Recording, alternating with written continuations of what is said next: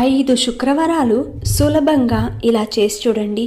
మీకు ఎలాంటి డబ్బు సమస్య ఉన్నా అతి తొందరలో ఆ తల్లి తీరుస్తుంది. అది ఏం చేయాలి అంటే, రేపు శుక్రవారం కాబట్టి ఉదయం లేవగానే తలంటు స్నానం ఆచరించి శ్రీ మహాలక్ష్మి ఫోటో కానీ విగ్రహం కానీ ఉంటే ఆ తల్లికి పసుపు, గంధం, కుంకుమలతో అలంకరించి పసుపు వర్ణము లేదంటే తెల్లటి వర్ణము లేదంటే గులాబీ రంగు పువ్వులను తీసుకుని చక్కగా అలంకరించండి. ఆ తర్వాత తమలపాకులో నైవేద్యం పెట్టాలి.